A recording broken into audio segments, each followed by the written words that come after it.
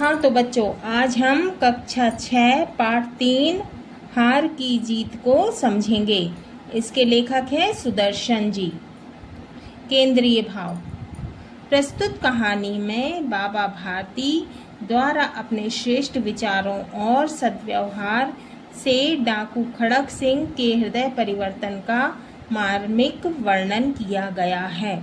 हाँ तो इस कहानी में बाबा भारती के अच्छे विचार और अच्छे व्यवहार से डाकू खड़क सिंह के मन को परिवर्तित करने का, बदलने का मार्मिक वर्णन किया गया है।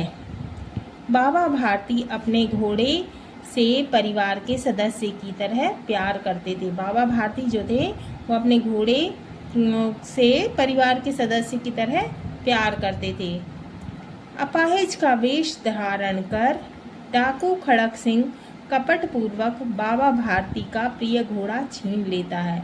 अपाहिज का वेश बदल लेता है और आगे कपट से बाबा भारती के प्यारे घोड़े को छीन लेता है। बाबा भारती को लगता है कि यदि इस घटना का पता लोगों को लग गया तो वे गरीबों पर विश्वास नहीं करेंगे, इसलिए वे खड़क सिंह से इस घटना को किसी के सामने प्रकट न करने के लिए कहते हैं।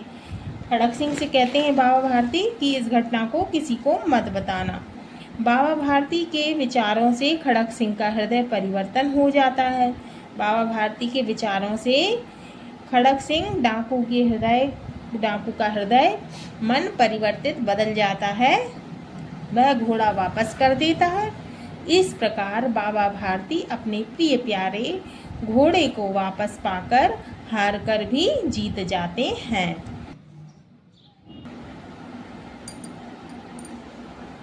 माँ को अपने बेटे और किसान को लहलहाते खेत देखकर जो आनंद आता है, वही आनंद बाबा भारती को अपना घोड़ा देखकर आता था। मतलब माँ अपने बेटे को देखकर खुश होती है और किसान भी अपने खेतों को देखकर खुश होता है। वही आनंद, वैसा ही आनंद बाबा भारती को अपना घोड़ा देखकर आता था। उनका घोड़ा सुंदर तथा बलवान, बड़ा बलवान था। उनका घोड़ा बहुत ज़्यादा सुंदर और बहुत हष्ट-पुष्ट बलवान था। बाबा भारती उसे सुल्तान कहकर पुकारते थे। तो बाबा भारती उसे सुल्तान कहकर बुलाते थे। अपने हाथ से खरहरा करते, खुद दाना खिलाते और देख देख कर प्रसन्न होते थे। खुद उसको खरहरा करते थे और खुद ही दाना खिलाते थे और देख देख कर खुश होते थे। आप गांव से बाहर एक छोटे से मंदिर में रहते थे। वो गांव से बाहर एक छोटे से मंदिर में रहते थे और भगवान का भजन करते थे। सुल्तान के बिना जीना उनके लिए बहुत कठिन था। वे सुल्तान के बिना जी नहीं सकते थे। खड़क सिंह इस इलाके का कुख्यात डाकू था, मतलब प्रसिद्ध डाकू था। लोग उसका नाम सुनकर कांपते थे, मतलब कि डरते थे। होते होते सुल्तान की कीर्ति उसके कानों तक भी पहुंची। माने सुल्तान की कीर्ति उसके कान तक भी उसने भी सुन लिया, उसके कान तक भी पहुंच गई। उसका मन उसे देखने के लिए अधीर हो उठा। अब उसका मन करने लगा कि सुल्तान को देखे। एक दिन दोपहर के समय बाबा भारती के पास पहुंचा। एक दिन वो दोपहर के समय बाबा भारती के पास पहुंच गया और नमस्कार करके बैठ गया। नमस्कार किया और बैठ गया। अब बाबा भारती उससे पूछते हैं, कहो इधर कैसे आए?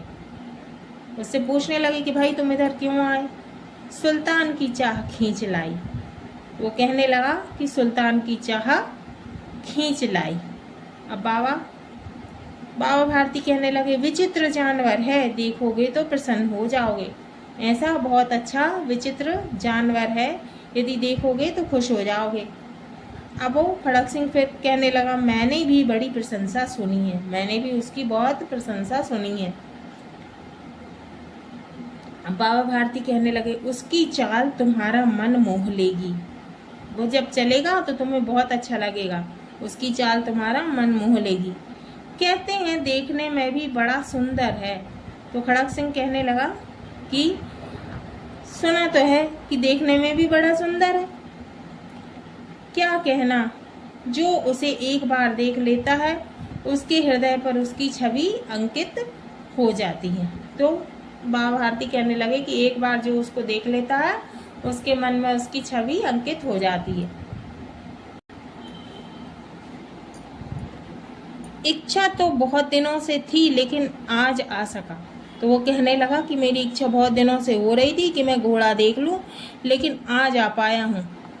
बाबा भारती और खड़क सिंह अस्तबल में पहुंचे।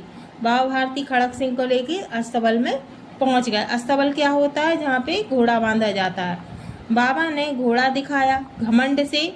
खड़क सिंह ने घोड़ा देखा और कुछ देर तक आश्चर्य से चुपचाप खड़ा रहा। और उसने बड़े घमंड से घोड़े को देखा और कुछ देर तक वो चुपचाप खड़ा रहा। उसके हृदय में हलचल होने लगी। बालकों की सी अधीरता से बोला, बाबा जी इसकी चाल न देखी तो क्या देखा। अब उसके मन में ये लगने लगा कि भाई मैं इसको ले लूं। तो वो कहने लगा कि बाबा यदि मैंने इसकी चाल नहीं देखी, ये नहीं देखा कि ये चलता कैसे है, तो क्या देखा। बाबा जी भी मनुष्य ही थे। बाबा जी भी कौन थे? मनुष्य ही थे। अपनी वस्तु की प्रशंसा दूसरे के मुख से सुनने के लिए उनका हृदय अधीर हो उठा। अब उनकी जो वस्तु थी, उनका जो घोड़ा था, उसकी प्रशंसा सुनने के लिए अधीर हो उठे थे। घोड़े को खोलकर बाहर ले गए। घोड़ा वायु वेग से उड़ने लगा, मतलब बहुत तेजी से उड़ने लगा। घोड़े को खोलकर बाहर ले गए। घोड़ा वायु वेग से उड़ने लगा। अब वो घोड़े को बाहर ले गए। अब घोड़ा हवा की गति से दौड़ने लगा। उसकी चाल देखकर खड़क सिंह के हृदय में सांप लूट गया।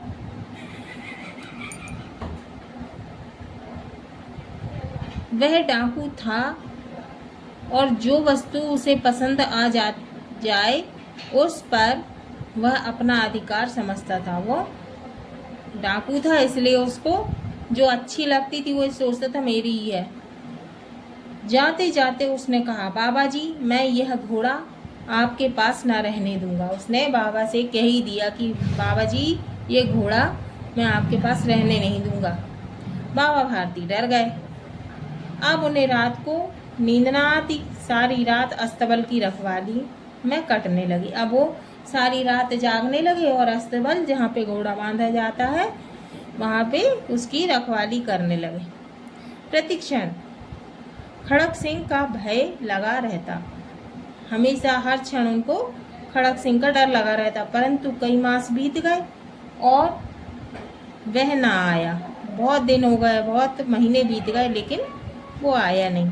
यहाँ तक कि बाबा भारती कुछ असावधान हो गए और इस भय को स्वप्न के भय की नाई मिथ्या समझने लगे। अब वो असावधान से हो गए और सोचने लगे अरे ये तो झूठा है, सपने के जैसे है, तो वो सपना ही समझने लगे। संध्या का समय था, माने शाम का समय था। बाबा भारती सुल्तान की पीठ पर सवार होकर घूमने जा रहे थे। सहसा एक जोर से आवाज आई, एक ओर से आवाज आई।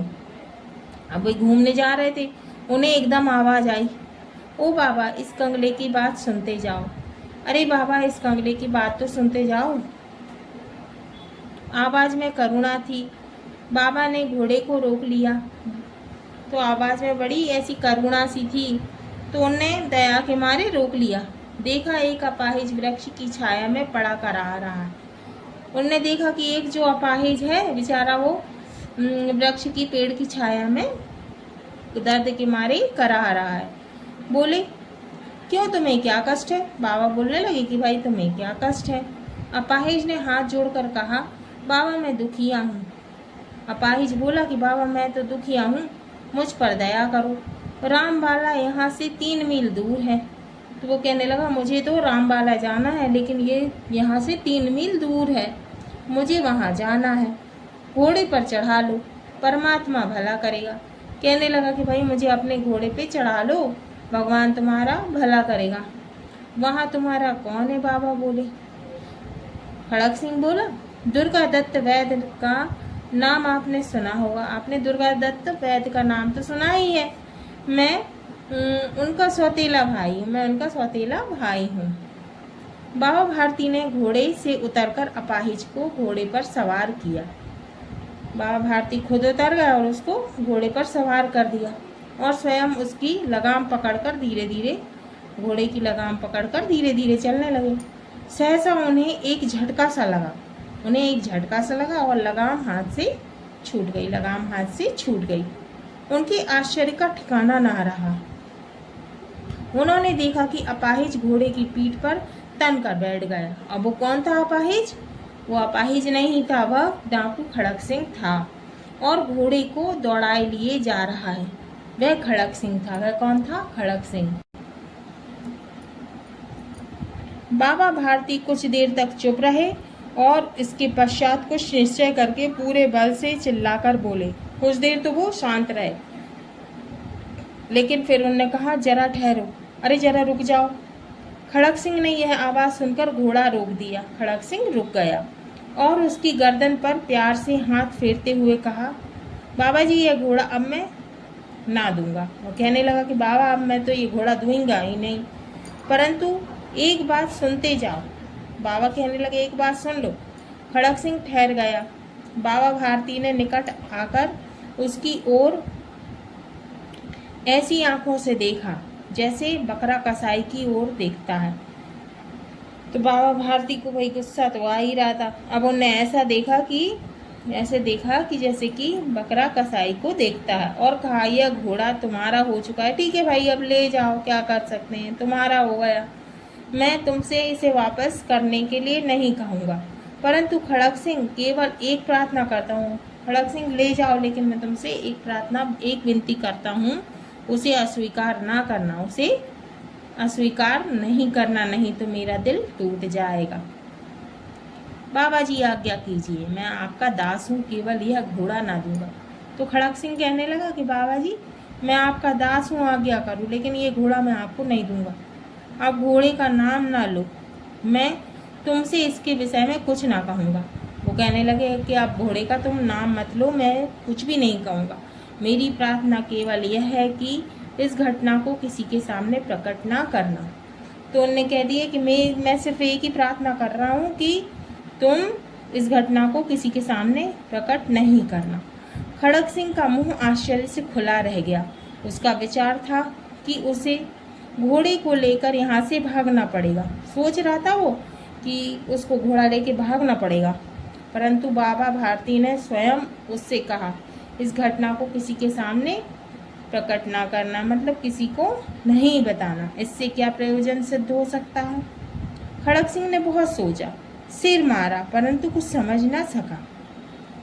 अब खड़क सिंह बहुत सोचने लगा कि भाई क्यों ऐसा बोला। हार कर उसने अपनी आंखें बाबा भारती की तरफ, मुंह की तरफ गड़ा दी और पूछा, बाबा जी इसमें आपको क्या डर है? सुनकर बाबा भारती ने उत्तर दिया, लोगों को यदि इस घटना का पता लग गया तो वे किसी गरीब पर विश्वास ना करेंगे। तो वे कहने लगे, यदि लोगों को पता लग गया ना तो वो किसी भी गरीब की बात पर विश्वास नहीं करेंगे। यह कहते कहते उन्होंने सुल्तान की ओर से इस तरह मुंह मोड़ लिया जैसे उनका उससे कोई भी संबंध ना रहा हो। बाबा भारती चले गए, परंतु उनके शब्द खड़क सिंह के कानों में उसी प्रकार गूंज रहे थे। सोचता था, कैसे ऊंचे विचार हैं, कैसा पवित्र भाव है। उन्हें इस घोड़े से प्रेम था। इसे देखकर उनका मुख फूल की नाई खिल जाता था। अब वो सोचने लगा कि उनके विचार देखो कितने उत्तम थे और उनका मन कितना पवित्र था। घोड़े को देखकर उनका मुंह फूल की तरह खिल जाता था। कहते थे, इसके बिना मैं रह ना सकूंगा। इसकी रखवाली में दिन रात सोए नहीं, भजन भक्ति ना कर रखवाली करते थे, परंतु आज उसके मुख पर दुख की रेखा तक दिखाई नहीं पड़ती। लेकिन फिर आज उनके मुख पर दुख की रेखा दिखाई नहीं पड़ रही थी। उन्हें केवल यह ख्याल था कि कहीं लोग गरीबों पर विश्वास करना ना छोड़ दें। अब वो सिर्फ ये सोच रहे थे कि कोई गरीब पर विश्वास करना ना छोड़ दे। ऐसा मनुष्य मनुष्य नहीं होता है, देवता होता है। रात्रि के अंधकार में खड़क सिंह बाबा भारती के मंदिर में पहुंचा। चारों ओर सन्नाटा था। आकाश में तारे टिमटिमा रहे थे।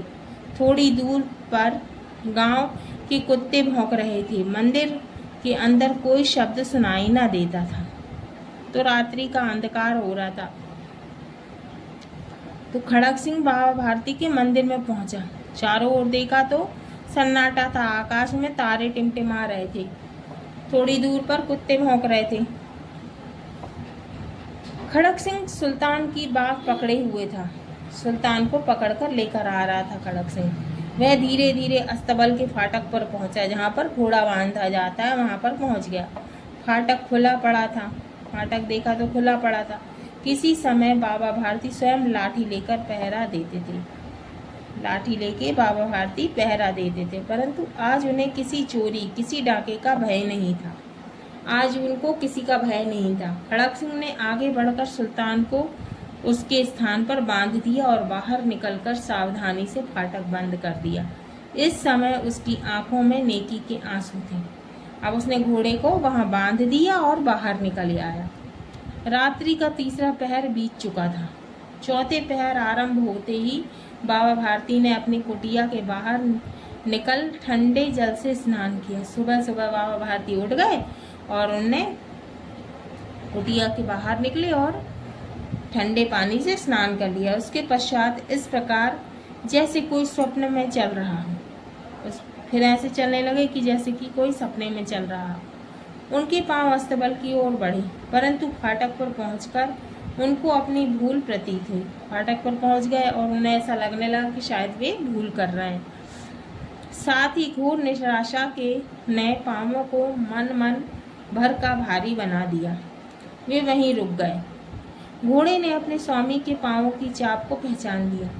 घोड़े ने अपने स्वामी के पांव की, पैरों की आवाज को पहचान लिया और जोर से हिनहिनाया, जोर से चिल्लाया। अब बाबा भारती आश्चर्य और प्रसन्नता से दौड़ते हुए अंदर घुसे और अपने प्यारे घोड़े के गले से लिपटकर इस प्रकार रोने लगे, मानो कोई पिता बहुत दिन से बिछड़े हुए पुत्र से मिल रहा हो। अब वो ऐसे रोने लगे जैसे कि उनका बेटा हो, वो बहुत दिनों बाद मिल रहा हो। बार बार उसके मुंह पर थपकियां देते। फिर वे संतोष से बोले, अब कोई गरीबों की सहायता से मुंह न मोड़ेगा। अब वो कहने लगे कि अब कोई गरीबों की सहायता से मुंह नहीं मोड़ेगा।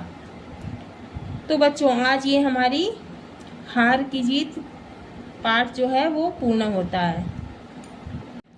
बच्चों, अगले वीडियो में हम पाठ 3 हार की जीत के प्रश्न उत्तर करेंगे।